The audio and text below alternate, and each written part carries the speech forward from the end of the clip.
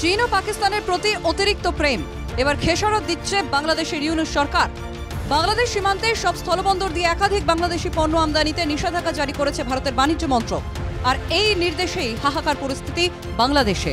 উত্তর পূর্বে বন্ধ পণ্যের সমস্ত খাদ্য সামগ্রী, বন্ধ হয়েছে রেডিমেড পোশাক, ফল, তুলা, কাঠের আসবাবপত্রের আমদানিও। আমি এখন আছি ভারত বাংলাদেশ সীমান্তের সোনাহাট আন্তর্জাতিক বাণিজ্য কেন্দ্রে। আজকে কিন্তু অবস্থা যথেষ্ট শান্ত দেখার মূল উদ্দেশ্য হলো যে বাংলাদেশ থেকে আমদানিকৃত সব গাড়ি বন্ধ হয়ে রয়েছে।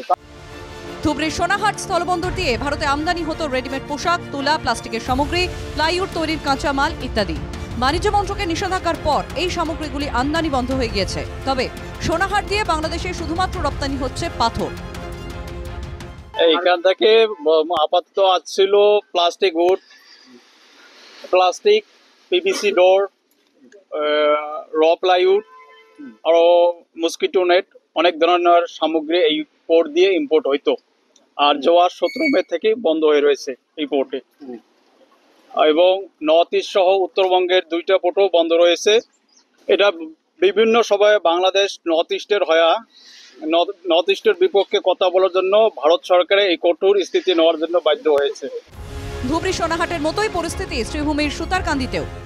দেখো, যে সময় ভারত এবং পাকিস্তানের মধ্যে প্রকার অস্থির পরিবেশ, সেই সময় কিন্তু পার্শ্ববর্তী দেশ বাংলাদেশের মনেও কিন্তু ভারতের প্রতি যথেষ্ট বিদ্বেষ জন্মেছিল এবং তারই পরিপ্রেক্ষিতে দেখা গিয়েছিল যে ভারত সরকার বাংলাদেশের বিভিন্ন সামগ্রী আমদানির ক্ষেত্রে যথেষ্ট বাধা আরোপ করেছে।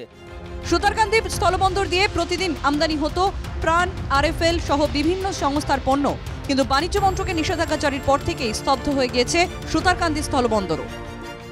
অনেক লোক খুশি আছিল, আমদানি রপ্তানি হয়েছিল, ওইখানে সব মানুষ খুশি হয়েছিল, লোকাল মানুষগুলা কাজ পাইছিল। এখন তো কাজ নাই, লোকাল মানুষগুলাও বেকার হয়ে গেছে। এখানে মানে অনেক কষ্ট করে লোকাল মানুষগুলা চলতে আছে। এই যে আমদানি বন্ধ করা বিষয়টা ভারত সরকার গ্রহণ করেছে, তার জন্য বাংলাদেশে নিশ্চয়ই প্রভাব পড়েছে। বাংলাদেশ দায়ী আছে তো, এখানে মানে অনেক অনেক ইয়ে করছে, তো বাংলাদেশে ইয়ে করা তো আমরা বন্ধ করা আসছে না, তো বন্ধ করলো না। অনেক শুধু সোনাহাট বা সুতারকান্দি নয়, উত্তর পূর্বের প্রতিটি স্থলবন্দর কার্যতই স্তব্ধ। ভারতের এই সার্জিক্যাল স্ট্রাইকে বন্ধ হয়ে যেতে পারে বাংলাদেশের বহু শিল্প প্রতিষ্ঠান। সোনাহাট থেকে প্রদীপ সেন ও সুতারকান্দি থেকে মিষ্টু দত্তের রিপোর্ট, এনকেটিভি বাংলা।